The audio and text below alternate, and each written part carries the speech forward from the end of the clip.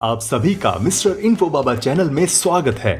Technology के इस modern world में हमें एक अलग ही ट्रेंड देखने को मिलता है, जहां कुछ लोग रोबोट बनना चाहते हैं। ये लोग एडवांस्ड रोबोट टेक्नोलॉजी को अपने शरीर के साथ जोड़ देते हैं ताकि ये अपने फिजिकल एबिलिटीज और सेंसेस को आर्टिफिशियल इंटेलिजेंस की मदद से और इनहेंस कर सकें। आज हम ऐसे ही कुछ लोगों के बारे में बताएंगे जिन्होंने खुद को रोबोट में बदल दिया। अगर आप इस चैनल में नए हैं तो चैनल को सब्सक्राइब करना ना भूलिएगा and don't forget to hit the notification bell. Doctor Kevin Warwick University of England में ब्रिटिश साइंटिस्ट और साइबरनेटिक के प्रोफेसर हैं। ये वर्ल्ड के फर्स्ट साइबोर्ग भी हैं। इन्होंने 1998 में अपनी आर्म में एक चिप इम्प्लांट करवाई थी, जिससे ये कंप्यूटर और अदर इलेक्ट्रॉनिक डिवाइसेस के साथ कम्युनिकेट कर सकते हैं। ये चिप वायरलेसली कंप्यूटर के साथ कनेक्ट हो जाती है, जिससे ये एक रोबोटिक हैंड को कंट्रोल कर सकते हैं। इनका इंटेलिजेंट सिस्टम आर्टिफिशियल इंटेलिजेंस और रोबोटिक्स में अहम योगदान रहा है। इनका विजन है कि ये अपने अंदर एक इंफ्रारेड सेंसर इम्प्लांट करवाएं, जिससे ये अपने देखने की क्षमता को और इनहेंस कर सकें, और नेविगेशन के लिए जीपीएस डिवाइस भी इम्प्लांट करवाने का प्लान है। इनका मोटिव है कि ज्यादा से ज्यादा जरूरतमंद लोगों को रोबोट टेक्नोलॉजी के साथ जोड़ा जाए, जिससे उनकी लाइफ और इंप्रूव हो सके। जेम्स यंग एक ब्रिटिश मैन है जिन्होंने अपने लिए एक बायोनिक आर्म बनवाई है। ये प्रोस्थेटिक आर्म एक वीडियो गेम जैसा दिखता है। इस आर्म में एक ड्रोन है जो मोबाइल से ऑपरेट किया जाता है। बिल्ट इन स्क्रीन है जो मैसेजेस और इमेजेस डिस्प्ले करती है। एक यूएसबी पोर्ट है डिवाइसेस चार्ज करने के लिए, और एक फ्लैश लाइट है जो कि रिस्ट मूवमेंट के साथ ऑन एंड ऑफ होती है। ये एडवांस्ड लिम्ब प्रोजेक्ट संभव हुआ है बहुत से आर्टिस्ट, डिजाइनर्स और इंजीनियर्स के कोलैबोरेशन से, जिन्होंने इस प्रोस्थेटिक आर्म को इतना फंक्शनल और इंटरेस्टिंग बनाया। जेम्स यंग की ये एडवांस्ड आर्म क्रिएटिव और इनोवेटिव मॉडर्न टेक्नोलॉजी का एक बेहतरीन नमूना है। एक इंटरव्यू में जेम्स ने बताया कि इनकी एडवांस्ड आर्म ने इन्हें फ्रीडम और कॉन्फिडेंस के साथ साथ इन्हें साइबोर्ग की भी आइडेंटिटी दी है।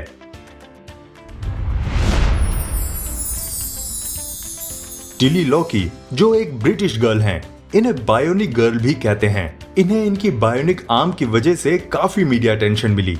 एक सीवियर इन्फेक्शन की वजह से टिली को बचपन में ही अपने हाथों को खोना पड़ा। इन्होंने एक एडवांस बायोनिक प्रोस्थेटिक आर्म बनवाई, जिसे इन्हें डेली एक्टिविटीज करने में काफी मदद मिलने लगी। इन्होंने जिस कंपनी से ये आर्म बनवाई वो 3D प्रिंटिंग में स्पेशलाइज्ड है और कस्टमाइज प्रोस्थेटिक बनाती है।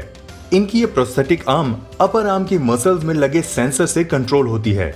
टेली अब टेक्नोलॉजी के उपयोग से उन लोगों के जीवन को बेहतरीन बनाने में मदद करती है जिन्होंने अपने अंग खो दिए हैं।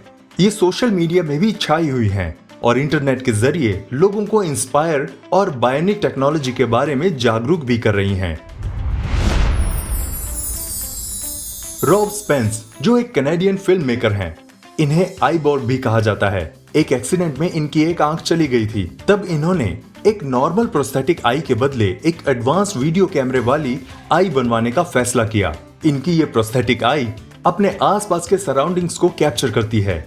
ये कैमरा एक रिमोट कंट्रोल के जरिए ऑपरेट किया जाता है। रॉब अपनी इस एडवांस्ड आई के जरिए ऑडियो और वीडियो दोनों रिकॉर्ड कर सकते हैं। इस डिवाइस में एक स्मॉल एलईडी लाइट लगी है, जिससे ये लो लाइट में भी वीडियो रिकॉर्ड कर सकते हैं। इनकी इस एडवांस्ड आई से ये मीडिया में भी काफी चर्चित रहे हैं।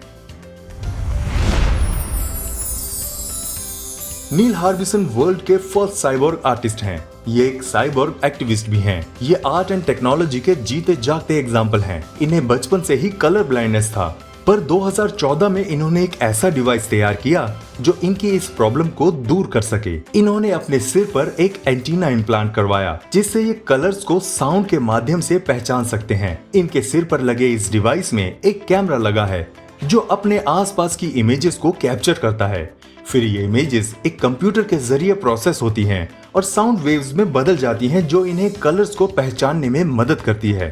और ये पूरा प्रोसेस कुछ मिली सेकेंड्स में होता है। ये डिवाइस बहुत छोटा और लंबे समय तक चल सकता है। नील अब उन सभी लोगों को जागरूक करते हैं जो इस समस्या से जूझ रहे हैं। ये साइबोर्ग फाउंडेशन के को फाउंडर भी हैं, जो लोगों को साइबरनेटिक के बारे में जागरूक करती है। Nigel Ackland is the most advanced user of robotic prosthetics. Nigel ने एक एक्सीडेंट में अपनी राइट आर्म गंवा दी थी, पर ये निराश होकर बैठ नहीं गए, बल्कि इन्होंने एक बेहतरीन टेक्नोलॉजी की प्रोस्थेटिक आर्म बनवा ली।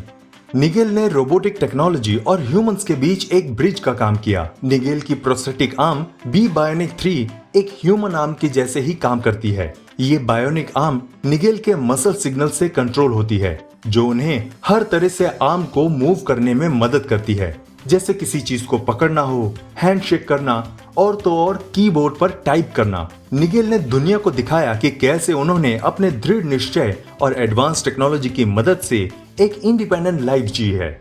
निगेल दूसरे लोगों के लिए भी एक इंस्पिरेशन है। इन्होंने अपनी स्टोरी और एक्सपीरियंस लोगों तक पहुंचाए ताकि उनमें भी बायोनिक टेक्नोलॉजी के बारे में जागरूकता बढ़ सके और जो लोग ऐसी कंडीशन से गुजर रहे हैं उनकी मदद की जा सके।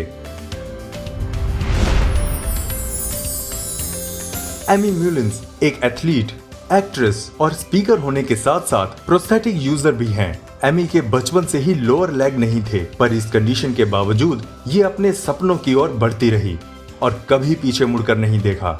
इन्होंने 2014 में एक फिल्म में काम किया था, जहां इन्होंने एक कैरेक्टर प्ले किया जिसकी रोबोटिक स्पाइन होती है। फिल्म को तो मिक्स्ड रिव्यूज मिले, पर एमी ने जो किरदार निभाया उसकी काफी प्रशंसा हुई। उन्होंने अपने एडवांस्ड प्रोस्थेटिक लेग्स के लिए बहुत से डिजाइनर्स और इंजीनियर्स के साथ काम किया। इसके अलावा इन्होंने बहुत से पब्लिक प्लेटफॉर्म पर भी अपने एक्सपीरियंसेस शेयर किए हैं।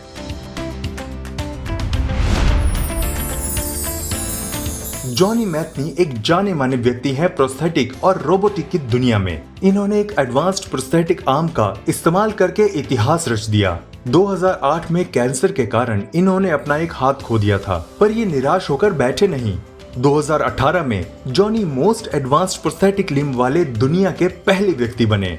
एमपीएल प्रोस्थेटिक लिम्ब डिजाइन किया गया है एक्चुअल आर्म की तरह, जो माइंड और मसल सिग्नल से कंट्रोल होता है। एमपीएल की मदद से जॉनी बहुत से काम आसानी से कर सकते हैं, इंक्लूडिंग प्लेइंग म्यूजिकल इंस्ट्रूमेंट्स। 2022 में इन्होंने अपनी प्रोस्थेटिक आर्म की मदद से पियानो के साथ एक गाना गाया। इनकी इस परफॉर्मेंस का वीडियो सोशल मीडिया में बहुत वायरल हुआ।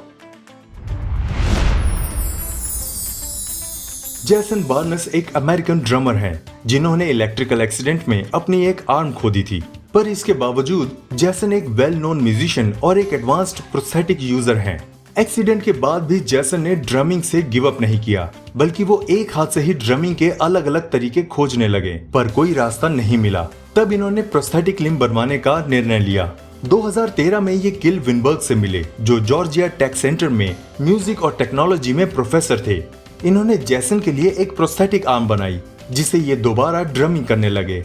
ये प्रोस्थेटिक आर्म एक एल्गोरिदम के जरिए जैसन की मसल मूवमेंट को मैकेनिकल मूवमेंट में कन्वर्ट कर देती है। ये आर्म ह्यूमन आर्म से ज्यादा फास्ट और एडवांस्ड डिजाइन है, जो जैसन को इनक्रेडिबल स्पीड और एक्यूरेसी देती है। डॉक्टर पीटर स्कॉट मॉर्गन एक ब्रिटिश रोबोटिक्स और कंप्यूटर साइंटिस्ट के साथ साथ ह्यूमन साइबोर्ग भी हैं। इन्हें 2016 में ALS डायग्नोज हुआ था, जो कि एक मोटर न्यूरॉन डिजीज है। अपनी किस्मत को कोसने की बजाय इन्होंने इससे लड़ने की ठानी। इन्होंने इंजीनियर्स और रिसर्चर्स की एक टीम के साथ काम किया, जो कि एडवांस्ड प्रोस्थेटिक्स, आर्टिफिशियल इंटेलिजेंस और अदर टेक्नोलॉजीज की मदद से ALS से डैमेज हुए पार्ट्स को सपोर्ट दे सकते थे। इस डेवलपमेंट की वजह से इन्हें बात करने, मूव करने और दुनिया को एक्सपीरियंस करने में बहुत मदद मिली, जो कि बिना इस टेक्नोलॉजी के पॉसिबल नहीं था। 2020 में चैनल 4 ने इनके जीवन पर एक डॉक्यूमेंट्री बनवाई, जिसका नाम था Peter the human cyborg. Documentary में पीटर की लाइफ के बारे में दिखाया और बताया कि किस तरह ये ह्यूमन से साइबोर्ग में ट्रांसफॉर्म हुए। दुर्भाग्यपूर्व पीटर का 15 जून 2022 में निधन हो गया, पर रोबोटिक्स और टेक्नोलॉजी के वर्ल्ड में इनकी स्टोरी दुनिया को हमेशा इंस्पायर करेगी। आप इन लोगों के बारे में क्या सोचते हैं जिन्होंने खुद को साइबोर्ग में ट्रांसफॉर्म कर दिया है? हमें कमेंट बॉक्स में बताइएगा। अगर आपको ये वीडियो पसंद आई तो एक लाइक तो बनता है। मिलते हैं आपसे अगली वीडियो में, तब तक अपना ध्यान रखिएगा।